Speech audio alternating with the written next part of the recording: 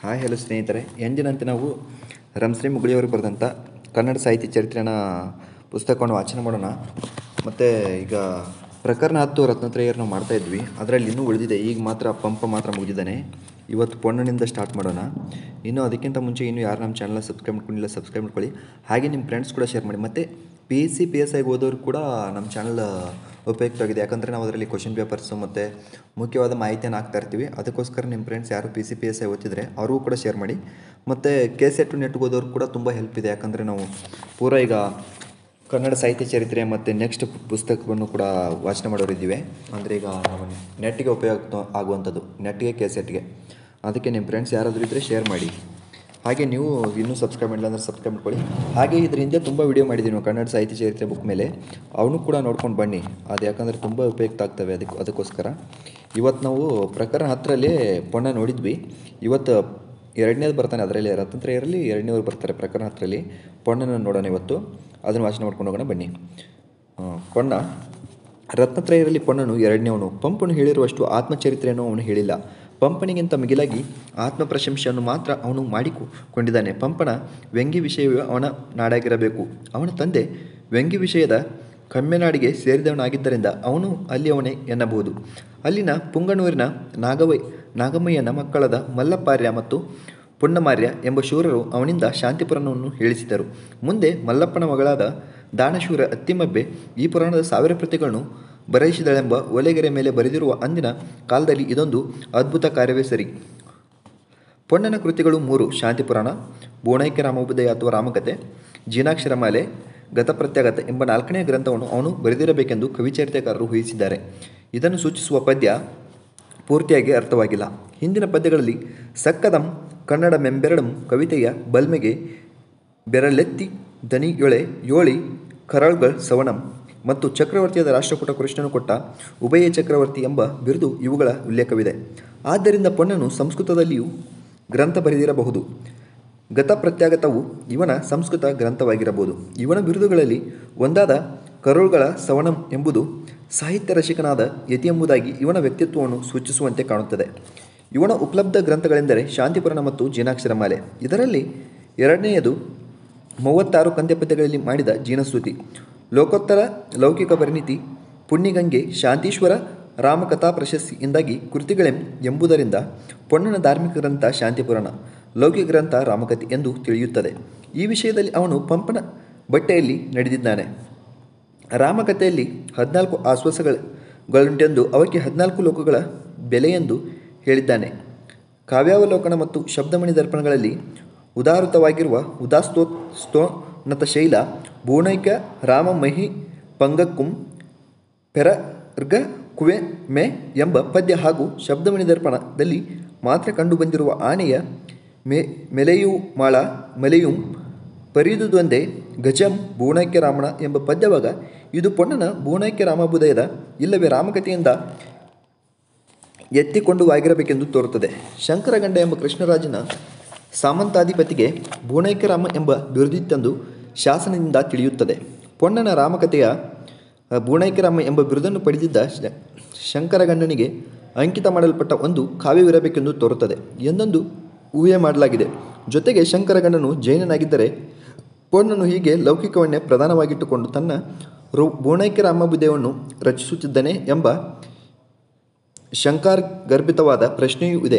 ಪಂಪನ ವಿಕ್ರಮಾರ್ಜುನ ವಿಜಯದಲ್ಲಿ ಅರಿಕೇಸರಿ ಗೊಜ್ಜಿಗನೊಡನೆ ಹೋರಾಡಿದ ಕಥೆ, ರನ್ನನ ಗದಾಯುದ್ಧದಲ್ಲಿ ತೈಲಪ್ಪ ಚಾಲುಕ್ಯನಿಗೂ ರಾಜರಾಜೇಂದ್ರ ಚೋಳನಿಗೂ ಆದ ಸಮರ ಸಂದರ್ಭ ಇವು ಅಡಕವಾಗಿರುವಂತೆ ಪೊನ್ನನ ಬೋಣೈಕ್ಯ ರಾಮಾಭುದಯದಲ್ಲಿ ರಾಷ್ಟ್ರಕೂಟ ಕೃಷ್ಣನು ತಕ್ಕೋಳದಲ್ಲಿ ಚೋಳ ರಾಜ್ಯವನ್ನು ಸೋಲಿಸಿದ ವಿಷಯವು ವರ್ಣಿತವಾಗಿರಬೇಕೆಂದು ಇನ್ನೊಂದು ಊಹೆ ಮಾಡಲಾಗಿದೆ.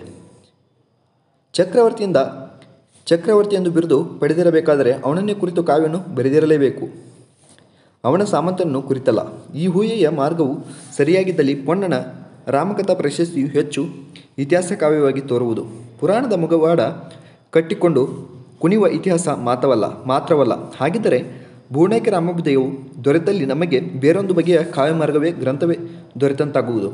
ಈ ಊಹೆ ಪ್ರತ್ಯಯಗಳ ಚರ್ಚೆ ಇಲ್ಲಿ ಸಾಧ್ಯವಿಲ್ಲ. ಎರಡನೇ ಊಹೆಯಲ್ಲಿ ಸಮಂಜಸಿಕೆ ಇದೆಯಾದರೂ ರಾಷ್ಟ್ರಕೂಟ ಕೃಷ್ಣನಿಗೆ ಬೋಣೈಕ್ಯ ರಾಮನೆಂಬ ಬಿರುದಿತ್ತೆಂಬುದನ್ನು ಸ್ಪಷ್ಟ ಆಧಾರವೂ ಬೇಕು. ಮೊದಲನೇದಾಗಿ ಹೂಯೆಗೆ ಬಲ ಬಂದಿರುವುದು ಅಂತ ಆಧಾರದಿಂದ.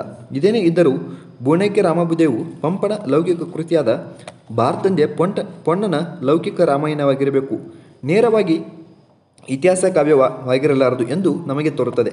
14 ಆಶ್ವಾಸಗಳಲ್ಲಿ ಇತಿಹಾಸ ಕಾವ್ಯವನ್ನು ಬರೆಯುವುದು ಅಂದು ಅಸಾಧ್ಯ ಸಂಗತಿಯಾಗಿತ್ತು.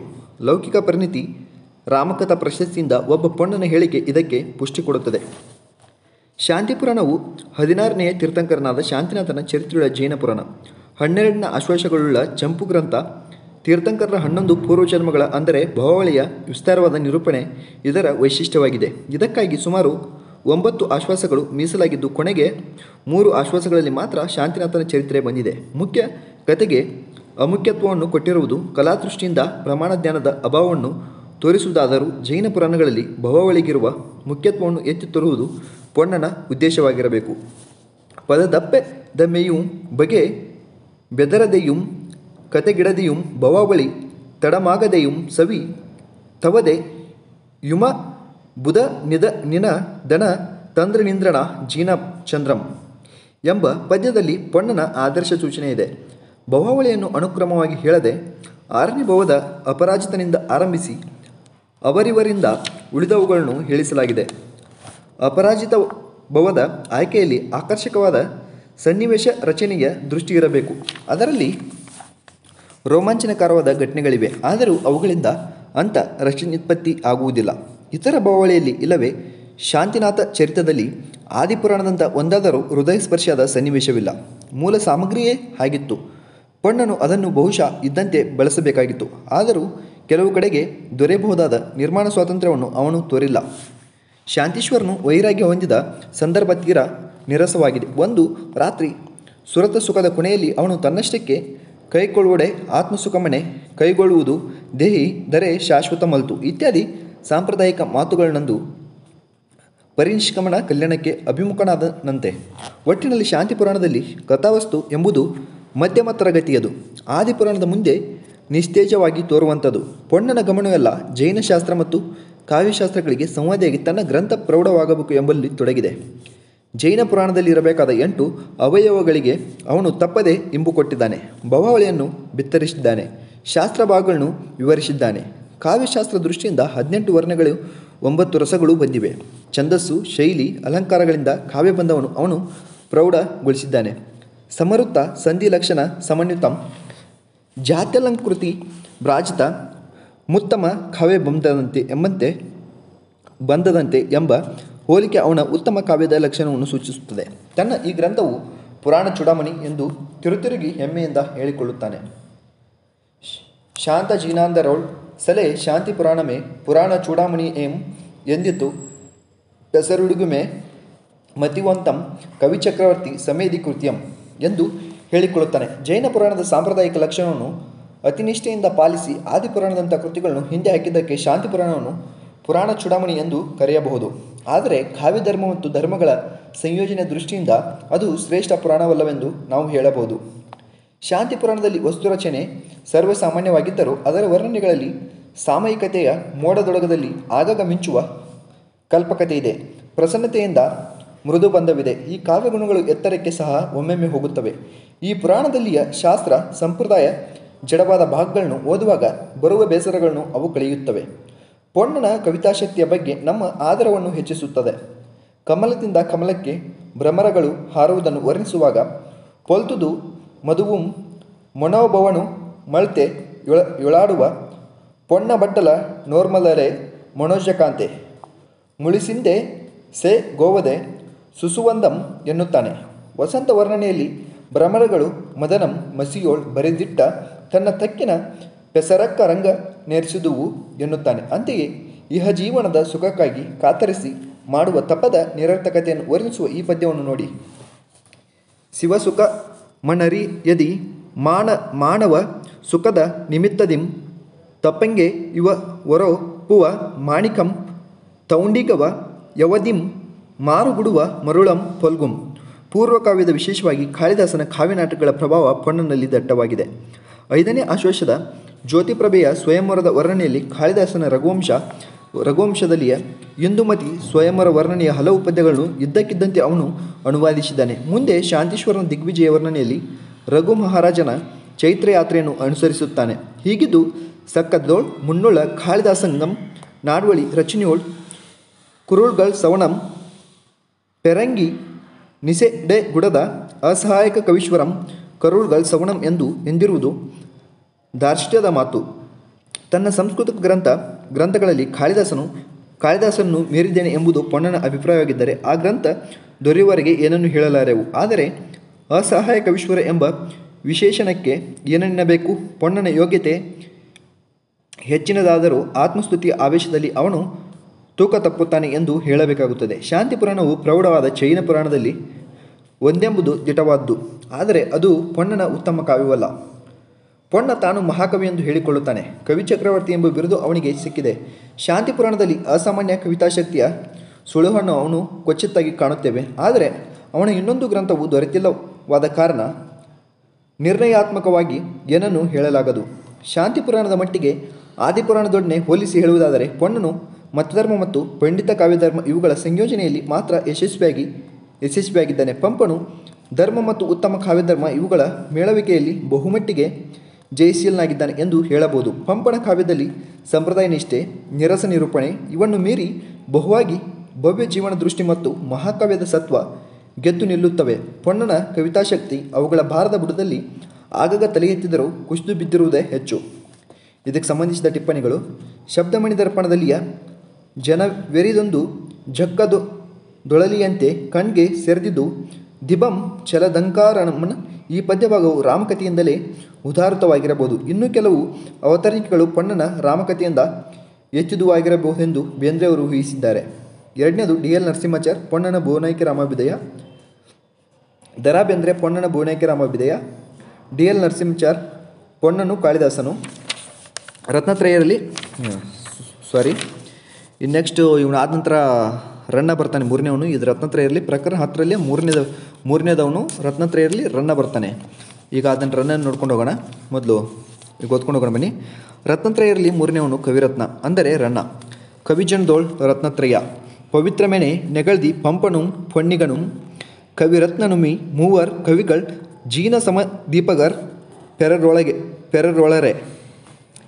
ಇದು ಆದಿಪುರಾಣದಲ್ಲಿ 12ರಿಂದ 37ನೇ ಪದ್ಯ ತಿಳಿಸುತ್ತಿದ್ದಾನೆ ಎಂದು ಪೊನ್ನ ತಾನು ಈ ಮೂವರು ರತ್ನತ್ರಯ ಎಂದು ಹೆಮ್ಮೆಯಿಂದ ಕೊಂಡವನು ರನ್ನನೇ. ಈ ಹೆಮ್ಮೆ ಒಣ ಹೆಮ್ಮೆಯಲ್ಲ. ಸ್ವಂತದ ಹಿರಿಮೆಯನ್ನು ಅರಿತು ಹೇಳಿಕೊಳ್ಳುವ ಗುಣ ರನ್ನನ ಮನಪ್ರವೃತ್ತಿಗೆ ಸಹಜವಾದದ್ದು. ತನ್ನ ಚರಿತ್ರೆಯನ್ನು ಪಂಪನಿಗಿಂತಲೂ ಬಿತ್ತರವಾಗಿ ಅವನು ಹೇಳಿದ್ದಾನೆ. ಅವನ ತಾಯಿ ತಂದೆ ಜೀನವಲ್ಲಭ, ಅಬ್ಬಲಬ್ಬೆ.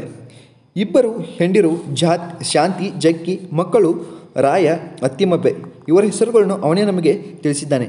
ಮುಧೋಳ ಅಂದರೆ ಇಂದಿನ ಮುಧೋಳದಲ್ಲಿ ಜೈನ ಮತದ ಬಳೆಗಾರರ ಕುಲದಲ್ಲಿ ಹುಟ್ಟಿ ತನ್ನ ಸಂಕಲ್ಪ ಸಾಮರ್ಥ್ಯದಿಂದ ವಿದ್ಯಾಬುದ್ಧಿಯನ್ನು ಗಳಿಸಿಕೊಂಡು ಮಹಾಕೃತಿಯೊಂದರ ನಿರ್ಮಾಣಕ್ಕೆ ಸಿದ್ಧನಾದ ಪ್ರತಿಭಾಶಾಲಿಯಾದವನು. ಅವನಿಗೆ ಗಂಗಮಂಡಲದಲ್ಲಿ ಅಜಿತ ಸೇನಾಚಾರ್ಯನು ಗುರುವಾಗಿ ದೊರೆತನು. ಚಾವುಂಡರಾಯನು ಪೋಷಕನಾದನು. ಅಲ್ಲಿಂದ ಮರಳಿ ತನ್ನ ನಾಡಿಗೆ ಬಂದು ಚಾಲುಕ್ಯ ರಾಜರ ಆಶ್ರಯದಲ್ಲಿ ಅವನು ನಿಂತನು. ಚಕ್ರವರ್ತಿಯಾದ ಸತ್ಯಾಶ್ರಯ ಅಥವಾ ಇರಿವ ಬೆಡಂಗನನ್ನು ತನ್ನ ಗದಾಯುದ್ಧ ಕಾವ್ಯದ ನಾಯಕನನ್ನಾಗಿ ಮಾಡಿಕೊಂಡನು. ರನ್ನನಲ್ಲಿ ಪ್ರತಿಕೂಲ ಪರಿಸ್ಥಿತಿಯೊಡನೆ ಹೋರಾಡಿ ಊರ್ಜಿತ ಸ್ಥಿತಿಗೆ ಬಂದ ಧೀರನ ಆತ್ಮ ಪ್ರತ್ಯಯವಿದೆ. ಮೆರೆವರಿಯುವ ಉತ್ಸಾಹವಿದೆ. ಮುಚ್ಚುಮರೆಯಿಲ್ಲದ ಸಿಡಿಲು ನುಡಿಯಿದೆ. ಅವನ ಕೃತಿಗಳ ಪರೀಕ್ಷಣೆಯಲ್ಲಿ ಅವನ ವ್ಯಕ್ತಿತ್ವದ ಈ ಕೆಲವು ಅಂಶಗಳನ್ನು ತಿಳಿದಿರುವುದು ಅವಶ್ಯ. ನಮಗೆ ದೊರೆತ ರನ್ನನ ಕಾವ್ಯಗಳು 2: ಗದಾಯುದ್ಧ ಅಥವಾ ಸಾಹಸ ಭೀಮ ವಿಜಯ ಮತ್ತು ಅಜಿತ ಪುರಾಣ. ಈಚೆಗೆ ಆತನದೇ ಎನ್ನಲಾದ ರನ್ನಕಂದ ಎಂಬ ಹಳೆಗನ್ನಡ ನಿಘಂಟು ಅಸಮಗ್ರವಾಗಿ ದೊರೆತಿದೆ. ಪರಶುರಾಮ ಚರಿತ, ಶಕ್ರೇಶ್ವರ ಚರಿತ, ಅಜಿತ ತೀರ್ಥೇಶ್ವರ ಚರಿತ ಈ 3 ತನ್ನ ಕೃತಿಗಳೆಂದು ಅಜಿತ ಪುರಾಣದ ಕೊನೆಗೆ ಹೇಳಿದ್ದಾನೆ. ಇಲ್ಲಿ ಗದಾಯುದ್ಧದ ಹೆಸರಿಲ್ಲ. ಚಕ್ರೇಶ್ವರ ಚರಿತವೇ ಗದಾಯುದ್ಧದ ಇನ್ನೊಂದು ಹೆಸರಾಗಿರಬಹುದೆಂದು ಕೆಲವರ ತರ್ಕ. ಪರಶುರಾಮ ಚರಿತವು ಸಮರ ಪರಶುರಾಮನೆಂಬ ಬಿರುದುಳ್ಳ ಚಾವುಂಡರಾಯನ ವಿಷಯಕವಾದ ಗ್ರಂಥವಾಗಿರಬಹುದೆಂದು ಒಂದು ಊಹೆ. ಇವೆಲ್ಲ ಸರಿಯಾಗಿದ್ದರೆ ತನ್ನ ಪೋಷಕರಾದ ಚಾವುಂಡರಾಯ, ಸತ್ಯಾಶ್ರಯ, ಅತ್ತಿಮಬ್ಬೆ ಈ 3 ಸ್ತುತಿ ಮತ್ತು ಸಂತುಷ್ಟಿಗಾಗಿ 3 ಗ್ರಂಥಗಳನ್ನು ರಚಿಸಿ ರತ್ನತ್ರಯಗಳೆಂದು ಅವನು ಕರೆದಿರಬೇಕೆಂದು ಅನುಮಾನಿಸಬಹುದು. ಆದರೆ ಚಕ್ರೇಶ್ವರ ಚರಿತೆ ಎಂದರೆ ಗದಾಯುದ್ಧವಲ್ಲ, ಬೇರೆ ಗ್ರಂಥವೆನ್ನುವವರು ಇದ್ದಾರೆ. ಅಜಿತ ಪುರಾಣದಲ್ಲಿ ಗದಾಯುದ್ಧದ ಉಲ್ಲೇಖವಿಲ್ಲದ ಕಾರಣ ರನ್ನರಿಬ್ಬರೇ ಎಂಬ ವಾದವೂ ನಡೆದಿದೆ. ದೊರೆತ ಗ್ರಂಥಗಳಲ್ಲಿ ಅಜಿತ ಪುರಾಣದ ರಚನೆಯ ಕಾಲ ಕ್ರಿಸ್ತಶಕ 993. ಆಗ ರನ್ನನ ವಯಸ್ಸು 44 ಆಗಿತ್ತು. ಗದಾಯುದ್ಧದ ಕಾಲ ಸಂದಿಗ್ಧವಾಗಿದೆ. ಅದನ್ನು ಹೇಳುವ ಪದ್ಯದ ಅರ್ಥ ಸ್ಫುಟವಾಗಿಲ್ಲ. ಅದು ಪ್ರಕ್ಷಿಪ್ತವಾಗಿರಬಹುದೆಂದು ಅಭಿಪ್ರಾಯವೂ ಇದೆ. ಆ ಪದ್ಯದ ಒಂದು ಅರ್ಥ ಕಲ್ಪನೆಯ ಮೇರೆಗೆ ಕ್ರಿಸ್ತಶಕ 982 ಗದಾಯುದ್ಧದ ರಚನೆಯ ಕಾಲವಾಗುತ್ತದೆ. ಅದು ಪ್ರಕ್ಷಿಪ್ತವೆನ್ನುವವರು ಅಭಿಪ್ರಾಯದಲ್ಲಿ ಸತ್ಯಾಶ್ರಯ ಚಕ್ರವರ್ತಿಯಾಗಿರುವ ಕಾಲದಲ್ಲಿ, ಎಂದರೆ ಸುಮಾರು 1008ರಲ್ಲಿ ಆ ಗ್ರಂಥ ಹುಟ್ಟಿರಬೇಕು. ಗ್ರಂಥದ ವೀರರಸವನ್ನು, ಉತ್ಕೃಷ್ಟ ಕವಿತಾಶಕ್ತಿಯನ್ನು ನೋಡಿದರೆ ಕವಿ 33 ವರ್ಷದ ರನ್ನನೇ ಎಂದು ಊಹಿಸಬೇಕಾಗುತ್ತದೆ ಎಂದು BM ಶ್ರೀಕಂಠಯ್ಯನವರು 982ರ ಕಾಲವನ್ನು ಸಮರ್ಥಿಸುವ ಒಲವು ತೋರಿದ್ದಾರೆ. ಆದರೂ ಅವರಿಗೆ ಸಂದೇಹ ಉಳಿದಿದೆ. ಪಂಪನ ಆದಿಪುರಾಣವಾದ ಮೇಲೆ ಭಾರತ ನಿರ್ಮಿತವಾಯಿತು. ಅದರಲ್ಲಿ ವೀರರಸವಿದೆ, ಉತ್ಕೃಷ್ಟ ಕವಿತಾಶಕ್ತಿ ಇದೆ. 40ರ ಹತ್ತಿರ ಇಲ್ಲವೇ ಮೇಲೆ ವಯಸ್ಸಾದ ಕವಿ ಅದನ್ನು ಬರೆಯಲಿಲ್ಲವೇ? ಸಾಮಾನ್ಯವಾಗಿ ಬೇರೆ ಆಧಾರಗಳಿಲ್ಲದಿರುವಾಗ ಅನುಭವದ ಮತ್ತು ಪ್ರತಿಭೆಯ ಪರಿಪಕ್ವತೆಯಿಂದ ಯಾವುದು ಮೊದಲು ಯಾವುದು ಆಮೇಲೆ ಎಂಬುದನ್ನು ಊಹಿಸುವುದು ತಪ್ಪಲ್ಲ. ಈ ದೃಷ್ಟಿಯಿಂದ ಅಜಿತ ಪುರಾಣದ ತರುವಾಯ ಗದಾಯುದ್ಧ ರಚಿತವಾಗಿರಬೇಕೆಂದು ನಮಗೆ ತೋರುತ್ತದೆ. ಚಾರಿತ್ರಿಕ ಸಂಗತಿಗಳು ಇದಕ್ಕೆ ಬೆಂಬಲ ಕೊಡುತ್ತವೆ. ಆದರೆ ಇದಮೆತ್ತಂ ಎಂಬ ತೀರ್ಮಾನ ಸಾಧ್ಯವಿಲ್ಲ. ಅಜಿತ ಪುರಾಣದಲ್ಲಿ 2ನೇ ತೀರ್ಥಂಕರನಾದ ಅಜಿತ ಸ್ವಾಮಿಯ ಮತ್ತು 2ನೇ ಚಕ್ರವರ್ತಿದ ಸಗರನ ಚರಿತ್ರೆಯುಳ್ಳ ಜೈನ ಪುರಾಣವಿದೆ. ಇದನ್ನು ದಾನ ಚಿಂತಾಮಣಿಯಾದ ಅತ್ತಿಮಬ್ಬೆ ಹೇಳಿಸಿದಳೆಂದು ರನ್ನ ಹೇಳಿದ್ದಾನೆ. ಅವಳ ಆದರ್ಶ ಚಾರಿತ್ರ್ಯವನ್ನು ಪೀಠಿಕಾ ಭಾಗದಲ್ಲಿ ಬಾಯ್ತುಂಬ ಹೊಗಳಿದ್ದಾನೆ. ಅವಳ ಗುಣಗಳನ್ನು ಲಕ್ಕುಂಡಿಯ ಶಿಲಾಶಾಸನದಲ್ಲಿಯೂ ಅವನೇ ಬಣ್ಣಿಸಿರಬಹುದೆಂದು ತೋರುತ್ತದೆ. ಈ ಪುರಾಣ ಒಂದು ವೈಶಿಷ್ಟ್ಯವೆಂದರೆ ಇದರಲ್ಲಿ ಭಾವಾವಳಿಯ ತೊಡಕಿಲ್ಲ. ಅಜಿತ ಸ್ವಾಮಿಯ ಹಿಂದಿನ ಒಂದು ಭವದ ಕಥೆ ಮಾತ್ರ ಇದರಲ್ಲಿದೆ. ಶಾಂತಿ ಪುರಾಣದ ಪ್ರಮಾಣ ಜ್ಞಾನದ ಅಭಾವ ಇದರಲ್ಲಿಲ್ಲ ಎಂಬುದು ಸಮಾಧಾನದ ಸಂಗತಿಯಾದರೂ ಆದಿಪುರಾಣದ ಭಾವಾವಳಿಗಳು ಭವ್ಯ ಚಿತ್ರವು ಇಲ್ಲಿ ದೊರೆಯುತ್ತಿಲ್ಲವೆಂದು ಮಿಡುಕಬೇಕಾಗುತ್ತದೆ. ಇದರಲ್ಲಿ ಅಜಿತ ಸ್ವಾಮಿಯ ಚರಿತವು ಸಾಂಪ್ರದಾಯಿಕ ರೀತಿಯಲ್ಲಿ ಪಂಚಕಲ್ಯಾಣಗಳ ವಿಸ್ತೃತ ವರ್ಣನೆಯಾಗಿ ಬಂದಿರುವುದರಿಂದ ಹೃದಯವಾದ ಹಾಗೂ ಮಾನವ ಜೀವನ ಸ್ಪರ್ಶಿಯಾದ ಸನ್ನಿವೇಶಗಳು ಪಾತ್ರಗಳು ಅಷ್ಟಾಗಿ ಇಲ್ಲದಿರುವುದರಿಂದ ಪ್ರತಿಭೆಯ ರಭಸವಿದ್ದರೂ ಇದು ಸಾಕಷ್ಟು ಪರಿಣಾಮಕಾರಿಯಾಗದ ಪುರಾಣವಾಗಿದೆ. ಇದನ್ನು ಬರೆಯುವಲ್ಲಿ ರನ್ನನು ತನ್ನ ವಿಶಿಷ್ಟವಾದ ಉತ್ಸಾಹ ತಾಧ್ಯಾತ್ಮಗಳನ್ನು ಕಲ್ಪಕತೆಯನ್ನು ತುಂಬಿಕೆಯಿಂದ ಬಳಸಿದ್ದಾನೆ. ವೈರಾಗ್ಯ ಭಾವವರ್ಣನೆ, ಜೀನ ಶಿಶುವನ ಜನ್ಮಾಭಿಷೇಕ, ಈ ಸಮಯದ ನಾಟ್ಯಗೀತ ಪರಿನಿಷ್ಕಮನಮ ಈ ಮುಂತಾದ ಸಂದರ್ಭಗಳಲ್ಲಿಯೂ ಈ ರೂಪದ ನಿಸರ್ಗದ ವರ್ಣನಾ ವಸರಗಳಲ್ಲಿಯೂ ಅವನ ಪ್ರತಿಭೆ ಉಕ್ಕಿ ಹೊರಸೂಚಿದೆ. ವೈರಾಗ್ಯ ವರ್ಣನೆಯ ವಿಸ್ತಾರದಲ್ಲಿ ವೈರಾಗ್ಯವನ್ನು ಸ್ವಾರಸ್ಯಗೊಳ್ಳುವ ನಾಟ್ಯ ಗುಣವಿದೆ. ಆದರೂ ಈ ವೈರಾಗ್ಯ ಕೆಲಮಟ್ಟಿಗೆ ಪರಹಪ್ರತಿಯ ನಾಟಕೀಯ ನೀತಿಪ್ರಣ ಎಂದು ತೋರುತ್ತದೆ. ಜನ್ಮಾಭಿಷೇಕದಲ್ಲಿ ಅವನು ಸಂಪೂರ್ಣ ತಾಧ್ಯಾತ್ಮ ಹೊಂದಿದ್ದಾನೆ. ಅವನ ಹರ್ಷಾತಿಶಯ ಫಲಿಸಿದೆ, ಕಲ್ಪನೆ ಕುಡಿಬರಿದಿದೆ. ಇದಕ್ಕೆ ಉದಾಹರಣೆಯಾದ ಪದ್ಯಗಳಲ್ಲಿ ಎಮೆ ಮರೆಯಾದ ಪುದಿಕ್ಕುವ ಚಮರರುಹಂ ತನ್ನ ಕಣ್ಗೆ ಮರಿಯಾದು ಪುದೆಂದೆ ಮೆಕ್ಕೆ ಇದೆ ಇಕ್ಕದೆ ಚಾಮರ ಮಿಕ್ಕಿ ಮಾಡ್ಬುದು ಪಾರ್ದು ಮಗಣನೆ ನೋಡ್ಕೊಂ ಎಂಬ ಪದ್ಯವನ್ನು ಓದಬಹುದು. ಇಡೀ ಕಾವ್ಯದಲ್ಲಿ ಮಾನವತೆಯ ಅಂಶದಿಂದ ಹೃದಯಸ್ಪರ್ಶಿಯಾದ ಭಾಗವೆಂದರೆ ಅಜಿತಸ್ವಾಮಿ ವಿರಕ್ತಿ ಹೊಂದಿ ತನ್ನವರನ್ನು ಬಿಟ್ಟು ತಪಸ್ಸಿಗೆ ಹೋದಾಗಿನ ದೃಶ್ಯ. ಸಾಮಾನ್ಯವಾಗಿ ವಿಮರ್ಶಕರು ಅದನ್ನು ಎತ್ತಿ ತೋರಿಸಿದಂತಿಲ್ಲ. ಅವನು ಹೋದರೆ ಮದುವೆಗಳು ಪಿದಮನೆ ಎಂದ ದಿ ನಿರ್ದು ದಯೋದ್ಯಾನಗರಂ ರಸ ಮಿಲ್ಲದ ಕೃತಿಯಂತೆ ಆಯಿತು. ಇಲ್ಲಿ ರನ್ನನ ರಸನಿಷ್ಠೆ ಸೂಚಿತವಾಗಿದೆ. ಅವನಿಲ್ಲದೆ ನಾವೇನು ಮಾಡೋಣ ಎಂದು ಅರಸಿಯರು ವಿಲಾಸ ಮಾಡುತ್ತಾರೆ. ಬಿಡಿಮಿ ದೀಪದ ರಾಜ ಹಂಸಗಳ ಎಂದು ಮುಂತಾಗಿ ಹಲುಬುತ್ತಾರೆ. ಲಲಿತಲ ತಾಲ ಎಂಗಳಿರ ವಿಯೋಗ ಮಾದುದು ನಿಮಗ ಮೇಮಗಂ ಎಲೆ ಪರಪುಷ್ಟ ಕೇಳಲೆ ಮಧುರತ ಕೇಳ್ ನೆನೆಯುತ್ತಿರ್ಪುದು ಕೂರ್ಪುದು ಸೈರಿಸಿ ಪುರ್ಗ ದಗ್ಗಲಿಸಿದ ನಲ್ಮೆ ತನ್ಮೇಲೆ ಬೆಣ್ಣನೆ ಪೊದ ಪೇಮೆಗೆ ಸಾಮಿಯ ಎಂದು ಆರ್ತನಾದ ಕೂಗಿಕೊಳ್ಳುತ್ತಾರೆ. ಇಲ್ಲಿಯ ಶೋಕ ಅಜಿತಸ್ವಾಮಿಯ ದೃಢ ವೈರಾಗ್ಯದ ಹಿನ್ನೆಲೆಯಲ್ಲಿ ಹೆಚ್ಚಾಗಿ ಕರುಳನ್ನು ಇರಿಯುತ್ತದೆ. ಒಟ್ಟಿನಲ್ಲಿ ಅಜಿತ ಪುರಾಣದವು ರನ್ನನ ರಸಸೃಷ್ಟಿಗೆ ಸಂಚಾರಕವಾಗಿದೆ. ಇದರಲ್ಲಿ ಅಶೋತ್ತರವಿದೆ, ಸಿದ್ಧಿಯಲ್ಲ. ಅವನು ಜೈನಶಾಸ್ತ್ರ, ನಾಟ್ಯಶಾಸ್ತ್ರ, ಅಲಂಕಾರಶಾಸ್ತ್ರ ಇವುಗಳ ತನ್ನ ಗಾಢ ವ್ಯಾಸಂಗವನ್ನು ಅಜಿತ ಪುರಾಣದಲ್ಲಿ ಪ್ರದರ್ಶನಗೊಳಿಸಲು ಹೋಗಿದ್ದಾನೆ. ಕವಿ ಸಮಯದ ಬೆನ್ನು ಹೊತ್ತಿದ್ದಾನೆ.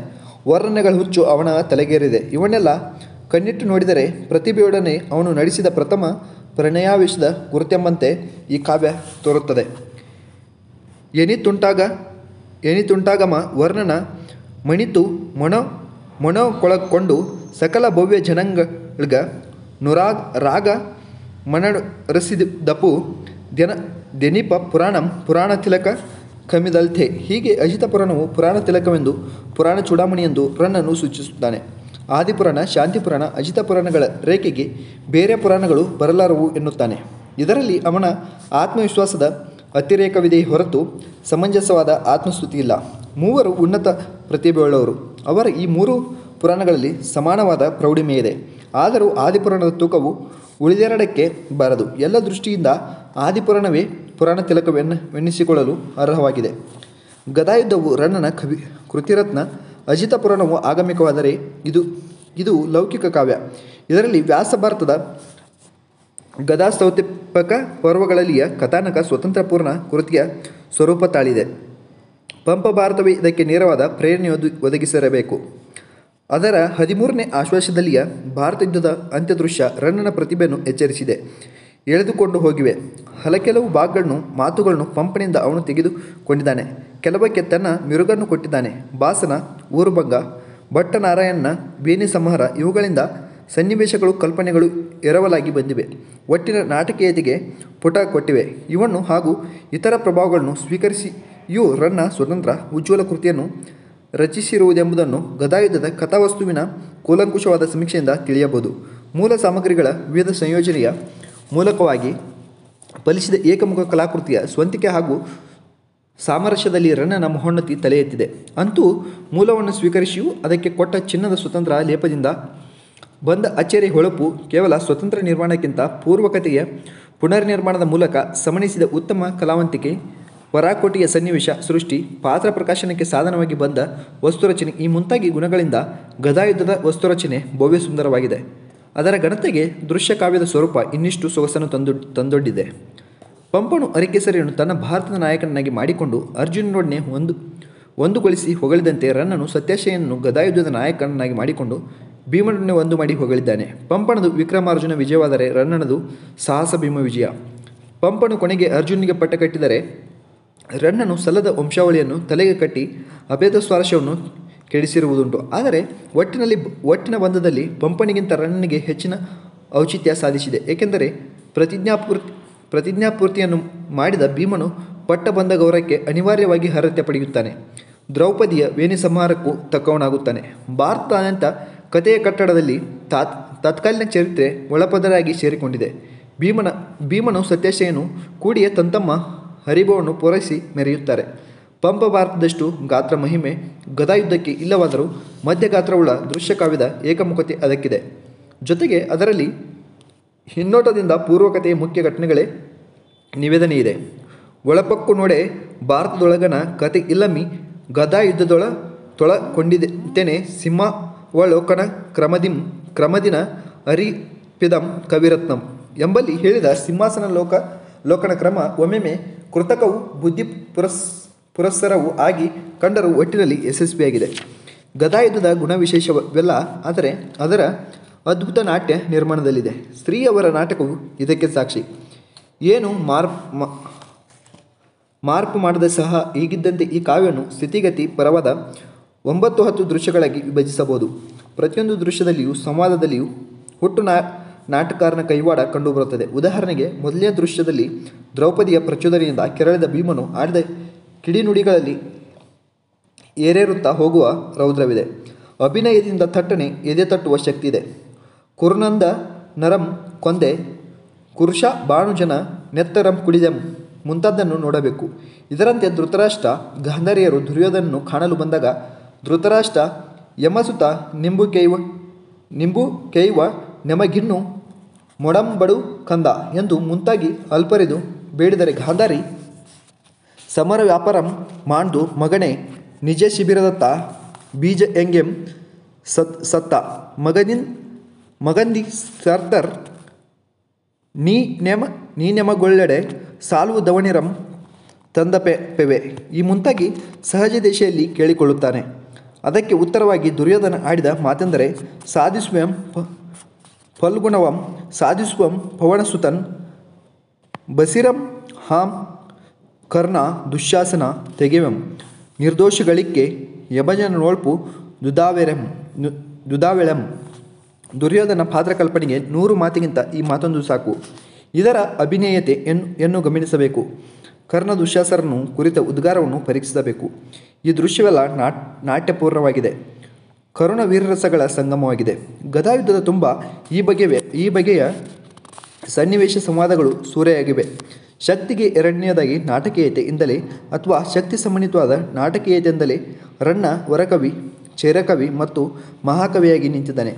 ಒಂದು ಪುಟ್ಟಪ್ಪನವರು ಹೇಳಿದ್ದು ಯಥಾರ್ಥವಾಗಿದೆ. ಆದರೆ ನಾಟಕ ರೂಪದಲ್ಲಿಯೇ ಜನ್ಮಧಾರಣೆ ಮಾಡಲು ಕವಿ ಮನೋಗರ್ಭದಲ್ಲಿ ಹವಣಿಸುತ್ತಿದ್ದ ಗದಾಯುದ್ಧ ವಸ್ತುವಿನ ಮೇ ಅನಂತರದ ಅದರ ಕಾವ್ಯರೂಪದ ಹೆರೋಡರಲ್ಲಿ ಅಡಗಿದೆ ವಿನ ಅಳಿಯಲಿಲ್ಲ ಎಂಬ ಅವರ ಅನುವಾದವು ಗದಾಯುದ್ಧದಲ್ಲಿ ಎದ್ದು ತೋರುವ ನಾಟ್ಯಗುಣವನ್ನು ನೆನೆದು ಕಲ್ಪಿಸಿದ ಅಂತಃಕರಣ ಪ್ರಮಾಣದಿಂದ ಮಾತ್ರ ನಿಷ್ಪನ್ನವಾಗಿದೆ.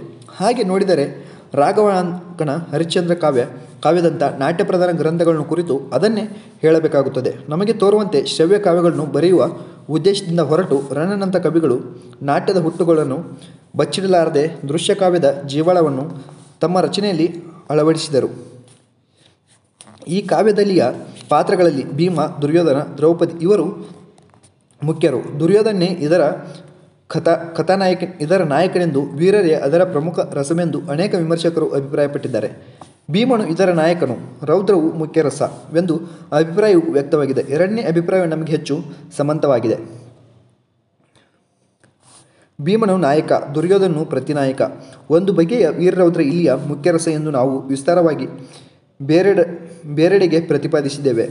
ರನ್ನನು ಚಿತ್ರಿಸಿದ ಭೀಮ ದುರ್ಯೋಧನರು ಎಂಬ ವಿಷಯವನ್ನು ಇಲ್ಲಿ ಚರ್ಚಿಸಲಾಗಿದೆ. ರನ್ನನ ದುರ್ಯೋಧನನು ಮಹಾನುಭಾವ ಎಂಬ ನಿರ್ಣಯವು ರನ್ನ ಕವಿ ಪ್ರಶಸ್ತಿಯ ಪ್ರಕಟನ ಕಾಲದಿಂದಲೂ ಹಲವು ವಿಮರ್ಶಕರಲ್ಲಿ ದೃಢಮೂಲವಾಗಿದೆ. ಭೀಮನನ್ನು ಇಳಿಸಿಲ್ಲ, ಆದರೆ ದುರ್ಯೋಧನನ್ನು ಏರಿಸಿರುವನು, ಗಡತೆಗೊಯ್ದಿರುವನು ಎಂದು BM ಶ್ರೀಕಂಠಯ್ಯನವರು ಸೊಗಸಾದ ಕಿರುನುಡಿಯಲ್ಲಿ ಹೇಳಿದ್ದಾರೆ. ಒಂದರ್ಥದಲ್ಲಿ ಇದು ನಮಗೆ ಸಮ್ಮತವಾಗಿದೆ. ಎಲ್ಲವನ್ನು ಹಿಂಜಿ ನೋಡಲಾಗಿ ದುರ್ಯೋಧನ ದೊಡ್ಡ ವೀರನು, ತೇಜಸ್ವಿಯು, ಮಾಣಿಯು ಎಂಬುದನ್ನು ರನ್ನ ಬಾಯ್ತುಂಬ ಹೊಗಳಿದ್ದರೂ ಅವನ ದುಷ್ಪ್ರವೃತ್ತಿಗಳಿಂದಲೂ ದುರ್ನಡತೆಯಿಂದಲೂ ತನ್ನ ನಾಶಕ್ಕೆ ತಾನೇ ಕಾರಣನಾದ ಎಂಬುದನ್ನು ಅವನು ತೋರಿಸಿದ್ದಾನೆ. ಗುಣತ್ರಯದ ಪರಿಭಾಷೆಯಲ್ಲಿ ಹೇಳುವುದಾದರೆ ಭೀಮ, ದುರ್ಯೋಧನ ಇಬ್ಬರು ರಜಪ್ರಧಾನ ವ್ಯಕ್ತಿಗಳು. ಆದರೆ ಭೀಮ ಸತ್ವನಿಷ್ಠನಾದ ರಾಜನಿಕನಾದರೆ ದುರ್ಯೋಧನ ಸತ್ವಾಂಶ ಮಾತ್ರವುಳ್ಳ ರಾಜಸಿಕ. ಇಬ್ಬರು ತಮಸ್ಸಿಗೆ, ರೌದ್ರಕ್ಕೆ ಇಳಿಯಬಹುದು. ಆದರೆ ಭೀಮನ ತಮಸ್ಸು ಅವನ ಸತ್ವನಿಷ್ಠೆಯ ಮೂಲಕ ಸತ್ಪ್ರೇರಿತ, ಸತ್ಫಲ ಪರ್ಯವಸಾಯಿಯಾದುದು. ದುರ್ಯೋಧನ ಸತ್ವಾಂಶ ಸಾಕಷ್ಟು ಪ್ರಬಲವಾಗಿಲ್ಲದ ಮೂಲಕ ಅವನ ತಮಸ್ಸು ದುಷ್ಪ್ರೇರಿತವೂ ದುರ್ದುಮ್ಯವೂ ಆಗಿ ಅವನ ನಾಶಕ್ಕೆ ಕಾರಣವಾಗುವುದು. ರನ್ನ ಪಾತ್ರ ಪ್ರಜ್ಞೆಯಲ್ಲಿ ಈ ಬಗೆಯ ತಿಳಿವು ಪರಂಪರೆಯಿಂದ ಬಂದು ಸಾಫಲ್ಯ ಹೊಂದಿದೆ. ಗದಾಯುದ್ಧವು ಪಂಪ ಭಾರತಕ್ಕಿಂತ ಗಾತ್ರದಲ್ಲಿ ಸಣ್ಣದಾದರೂ ಅದರಂತೆ ಮಹಾಕೃತಿಯೊಂದು ಮೆರೆದಿದೆ. ಪಂಪನಿಂದ ಉಪಕೃತನಾದ ರನ್ನನು ತನ್ನ ಈ ಕೃತಿಯಲ್ಲಿ ಹಾಗೇಕೆ ಹೇಳಿಲ್ಲ ಎಂಬ ಪ್ರಶ್ನೆ ಹುಟ್ಟಿದೆ. ಅಜಿತ ಪುರಾಣದ ಕೊನೆಯಲ್ಲಿ ಪಂಪನ ವಾಗ್ಭಿಭವೋನ್ನತಿಯನ್ನು, ಆದಿಪುರಾಣದ ಹಿರಿಮೆಯನ್ನು ರನ್ನನು ಕೊಂಡಾಡಿದ್ದಾನೆ. ತಾನು ಪಂಪ ಇಬ್ಬರೇ ಕವಿಗಳೆಂದು ಸಾರಿ ಗುಣಕ್ಕೆ ಮೆಚ್ಚರ ಮುಂಟೆ ಎಂದಿದ್ದಾನೆ. ಇದರಲ್ಲಿ ಆತ್ಮಪ್ರೌಢಿಮೆ ಇದ್ದರೂ ಪಂಪನ ಬಗ್ಗೆ ಅತಿಶಯ ಗೌರವವೂ ಇದೆ. ಇದನ್ನು ನೆನೆದು ಗದಾಯುದ್ಧದಲ್ಲಿಯ ಅನುಲ್ಲೇಖವು ಸರಿಯಲ್ಲವೆಂದು ಅದನ್ನು ಅಲಕ್ಷಿಸಬೇಕು. ಪಂಪನಿಂದ ಪ್ರೇರಣೆ ಹೊಂದಿದ್ದರೂ ಅವನ ವಿಷಯದಲ್ಲಿ ಗೌರವವಿದ್ದರೂ ಅವನಿಗೆ ತಾನು ಪ್ರತಿಭೆಯಲ್ಲಿ ಸಮಾನವೆಂಬ ಮನೋವೃತ್ತಿ ರನ್ನನಲ್ಲಿದ್ದಿತು. ಈ ಯುಗದ ಉಳಿದ ಗ್ರಂಥಕಾರರಿಗಿಂತ ಹೆಚ್ಚಾಗಿ ರನ್ನನು ಪಂಪನ ಪ್ರಭಾವಕ್ಕೆ ಒಳಪಟ್ಟವನಾದರೂ ತನ್ನದೇ ಆದ ವ್ಯಕ್ತಿತ್ವವುಳ್ಳವನು. ಪಂಪನಿಗೆ ಸರಿಸಾಟಿಯಾದ ಪ್ರತಿಭೆಯುಳ್ಳವನು. ಧಾರ್ಮಿಕ, ಲೌಕಿಕ ಎಂಬ ಕಾವ್ಯರಚನೆ, ಕಾವ್ಯ ವಿಷಯಗಳಲ್ಲಿಯ ಸಾಮ್ಯ, ಲೋಕದಲ್ಲಿಯ ಚಾರಿತ್ರಿಕ ಧ್ವನಿ ಈ ಮುಂತಾದವರಲ್ಲಿ ಅವನು ಪಂಪನಿಗೆ ಋಣಿಯಾಗಿದ್ದರೂ ಅವನ ಮನೋಧರ್ಮದಲ್ಲಿ ಪಂಪನ ಸಮನ್ವಯ, ಸಮತೂಕವಿಲ್ಲ. ಆವೇಶ, ದುಡುಕುಗಳು ಹೆಚ್ಚು. ಪಂಪನಲ್ಲಿ ಆಗಾಗ ಕ್ಲಿಷ್ಟತೆ, ಬಿಗುಗಳು ತೋರಬಹುದು. ರನ್ನನದೆಲ್ಲ ಬಿಚ್ಚು ಮಾತು. ಗುಡಾರದ ಕವಿ ಅವನಿಗೆ ಸೇರುವುದಿಲ್ಲ. ನಾಟಕೀಯತೆಯಲ್ಲಿ ರನ್ನನು ಪಂಪನಿಗಿಂತಲೂ ಒಂದು ಕೈ ಮೇಲು. ಈ ಭಿನ್ನ ಮನೋಧರ್ಮದಿಂದಲೋ ಏನೋ ಅವರಿಬ್ಬರಲ್ಲಿ ಗುರು ಶಿಷ್ಯತ್ವದ ಭಾವವಿಲ್ಲ. ಸಮಾನ ಸ್ಕಂದತೆಯ ವೃತ್ತಿಯಿದೆ. ಇದೇನೇ ಇರಲಿ, ತನಗೆ ಪ್ರೇರಕವಾದ ಪಂಪ ಭಾರತದ ಪಡಿ ನೆಡಲಾಗದೆ ಗದಾಯುದ್ಧವು ಸ್ವತಂತ್ರ ಕೃತಿಯಾದ್ದು. ಕನ್ನಡ ಸಾಹಿತ್ಯ ಚರಿತ್ರೆಯಲ್ಲಿ ಒಂದು ಪವಾಡವೇ ಸರಿ. ಸ್ಥೂಲ ದೃಷ್ಟಿಗೆ ಅದರಲ್ಲಿ ಕೃತಿಚೌರ್ಯ, ಸೂಕ್ಷ್ಮ ವಿಮರ್ಶೆಗೆ ಕೃತಿರತ್ನ ತೋರುವುದು. ಈಚೆಗೆ ಗದಾಯುದ್ಧದ ವಸ್ತುಪಾತ್ರಗಳ ವಿಶ್ಲೇಷಣೆ, ರನ್ನ ಪ್ರತಿಭೆ, ವೈಶಿಷ್ಟ್ಯ ವಿವೇಚನೆ ಇವು ಮುಂದುವರಿದಿರುತ್ತವೆ. ಇವುಗಳಲ್ಲಿ ಪ್ರಾಮಾಣಿಕವಾದ ಭಿನ್ನಾಭಿಪ್ರಾಯಗಳು ವ್ಯಕ್ತವಾಗಿರುವುದು ಸ್ವಾಭಾವಿಕ. ಆದರೆ ಭೀಮಪರ ಮತ್ತು ದುರ್ಯೋಧನ ಪರ ವಿಮರ್ಶೆ ಪಂಥಗಳವರಂತೆ ಸುವರ್ಣ ಮಾಧ್ಯಮ ವಿಮರ್ಶೆ ಪಂಥದವರು ರನ್ನ ಮಹಾಕವಿ, ಗದಾಯುದ್ಧ, ಕವಿರತ್ನ ಎಂಬ ಪೂರ್ವಗ್ರಹಿತ ನಂಬಿಕೆಯಿಂದಲೇ ವಿಮರ್ಶೆಗೆ ತೊಡಗಿದರು. ಆದ್ದರಿಂದ ಕಾವ್ಯದ ಮೌಲ್ಯ ಜಿಜ್ಞಾಸೆ ಮತ್ತು ಅಭಿವ್ಯಕ್ತಿ ತಂತ್ರವಾದ ಸಿಂಹಾವಲೋಕನ ಕ್ರಮದ ಆಯ್ಕೆಯಲ್ಲಿ ಕವಿ ತೋರಿದ ಔಚಿತ್ಯಾನೌಚಿತ್ಯ ವಿವೇಚನೆಯ ಪ್ರಜ್ಞೆಗಳು ಮುಖ್ಯವಾಗಲಿಲ್ಲ ಎಂಬ ಹೇಳಿಕೆ ವಿಷಾದನೀಯವಾಗಿದೆ. ತದ್ವಿರುದ್ಧವಾದ ಅಥವಾ ಅದಕ್ಕೆ ಭಿನ್ನವಾದ ಅಭಿಪ್ರಾಯಗಳನ್ನು ಮಂಡಿಸುವವರು ಕೂಡ ಪೂರ್ವಗ್ರಹಿತವಾದ ನಂಬಿಕೆಯಿಂದಲೇ ತಮ್ಮ ವಿಮರ್ಶೆಯನ್ನು ಕೈಗೊಂಡಿರುವರೆಂದು ಹೇಳಬೇಕೇ? ಎರಡೂ ದೃಷ್ಟಿಗಳು ಸರಿಯಿಲ್ಲ ವೆಂದು ನಮ್ಮ ಮತ. ಇಲ್ಲಿಗೆ ಪ್ರಕರಣ 10 ರತ್ನತ್ರಯಗಳು ಮುಗಿತು. ನೆಕ್ಸ್ಟ್ ಪ್ರಕರಣ 11 ಬರುತ್ತೆ. 10-11ನೇ ಶತಮಾನದ ಇತರ ಪ್ರಮುಖರು ಅಂತ ಬರುತ್ತೆ. ಈಗ ಅದನ್ನು ನಾಳೆಗೆ ನೋಡೋಣ ಮುಂದಿನ ಕ್ಲಾಸಲ್ಲಿ. ಅದಕ್ಕಿಂತ ಇನ್ನೂ ಇಷ್ಟೊತ್ತಾದರೂ ಇನ್ನೂ ಯಾರು ನಮ್ಮ ಚಾನಲ್ ಸಬ್ಸ್ಕ್ರೈಬ್ ಮಾಡ್ಕೊಂಡಿಲ್ಲ ಸಬ್ಸ್ಕ್ರೈಬ್ ಮಾಡ್ಕೊಳ್ಳಿ. ಹಾಗೆ ನಿಮ್ಮ ಫ್ರೆಂಡ್ಸ್ ಕೂಡ ಶೇರ್ ಮಾಡಿ. ಹಾಗೆ ಬೆಲ್ ಐಕನ್ ಒತ್ತೋದು ಮರಿಬೇಡಿ, ಯಾಕಂದರೆ ನಾವು ಮಾಡೋ ಮೊದಲು ವೀಡಿಯೋ ನಿಮಗೆ ಬರುತ್ತೆ. ಹಾಗೆ PCPS ಆಗಿ ಯಾರಾದರೂ ಓದ್ತಾರೆ ಅವ್ರಿಗೂ ಕೂಡ ಶೇರ್ ಮಾಡಿ. ಇಷ್ಟೊತ್ತು ಕೇಳಿದ ಎಲ್ಲರಿಗೂ ಧನ್ಯವಾದಗಳು. Thank you.